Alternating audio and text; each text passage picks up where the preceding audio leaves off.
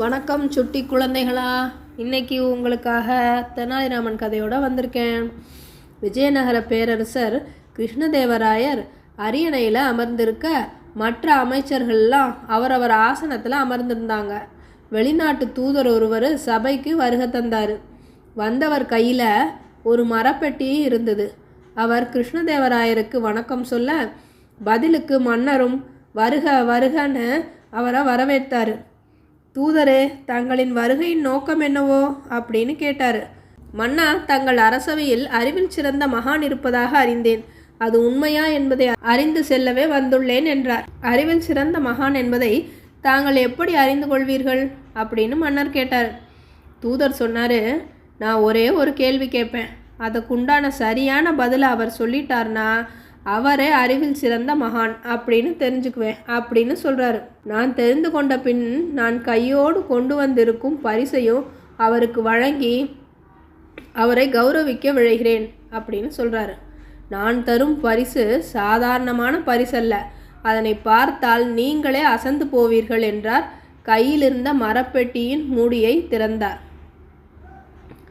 அங்கே அவையில் இருந்தவர்கள் கண்கள் கூசின. பெட்டிக்குள்ளிருந்த வைர மாலையை பார்த்து உயர்ந்த ரக வைரம் பதிக்கப்பட்ட மாலை மிக அருமையாக இருந்தது. ஒவ்வொரு அமைச்சரும் அந்த மாலையை தன் அறிவுத்திறனால் பெற்றுவிட வேண்டும் என்று நினைத்து கொண்டார்கள். தூதரே, நல்லதொரு பரிசினை தேர்வு செய்திருக்கிறீர்.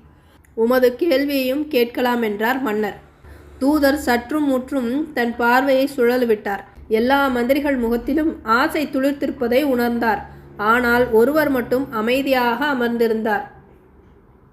தான் தேடி வந்த தெனாலிராமன் அவராகத்தான் இருக்க வேண்டும் என்று தூதர் நினைத்து கொண்டார். விஜயநகர பேரரசில் விலைமதிப்பற்ற உயர்வானது எது என்று தன் வினாவை கேட்டார். நிதி மந்திரி எழுந்து, இதில் என்ன சந்தேகம், எங்கள் மன்னரின் மணிமகுடத்தில் இருக்கும் இரத்தினக்கல்தான் உயர்வானது என்றார். இன்னொரு மந்திரி எழுந்தார். அந்த இரத்தினக்கல்லையும் தன்னகத்தே கொண்ட மன்னரின் கிரீடம்தான் விலைமதிப்பற்ற உயர்வானது என்றார். இராணுவ மந்திரி எழுந்தார். எத்தனையோ போர்களை கொண்டு எத்தனையோ ராஜ்யங்களை வென்ற எங்கள் படையின் வீரம்தான் விலைமதிப்பற்ற உயர்வான ஒன்று என்றார். தூதர் மூவரின் பதில்களால் திருப்தியடையவில்லை. அதனை குறிப்பால் உணர்ந்த மன்னர் தெனாலிராமனை பார்த்து, தெனாலி, நீங்கள் பதில் சொல்கிறீர்களா என்று கேட்டார். தெனாலி எழுந்து நின்றவுடன் மற்ற மந்திரிகள் அவர் சொல்லப்போகும் பதிலை கேட்க தங்கள் செவிகளை மடக்கி காத்திருந்தனர். இந்த நாட்டில் விலைமதிப்பற்ற உயர்வானது இந்த நாட்டின் சுதந்திரம்தான் என்றார். மற்ற மந்திரிகள் சிரித்தனர். தூதுவர் ஒன்றும் புரியாமல் விழித்தார்.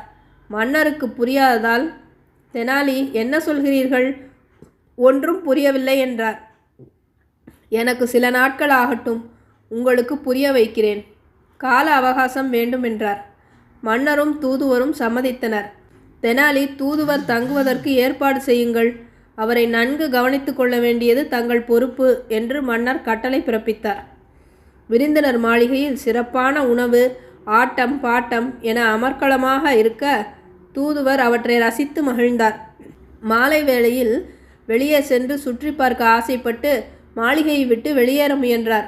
இரு காவலர்கள் ஈட்டியை குறுக்கே நீட்டி அவர் வெளியே செல்ல உத்தரவு இல்லை என்றனர். மறுநாளும் அதற்கடுத்த நாளும் அது தொடர தூதுவர் மன்னரை பார்க்க விரும்பினார். அவர் அரசவைக்கு அழைத்து வரப்பட்டார். என்ன தூதுவரே, எங்கள் உபசரிப்பு எப்படி இருந்தது என்று மன்னர் வினவ, தூதுவர் அதெல்லாம் பிரமாதமாக இருந்தது, ஆனால் என்னால் தான் அதனை முழுமையாக அனுபவிக்க முடியவில்லை என்றார். ஏன் என்று மன்னர் கேட்க, வாயில் காப்போன் என்னை வெளியே செல்ல அனுமதிக்கவில்லை என்றார். என்ன தெனாலிராமன், இது விருந்தினர் இப்படியா நடந்து கொள்வது என்று மன்னர் கேட்க, தெனாலிராமன் தூதுவரை பார்த்து கேட்டார். ஐயா, எல்லாம் நன்றாக இருந்தும் தங்களால் ஏன் அனுபவிக்க முடியவில்லை என்று வினவினார் தெனாலி. ஏனென்றால் எனக்கு சுதந்திரம் இல்லை என்றார்.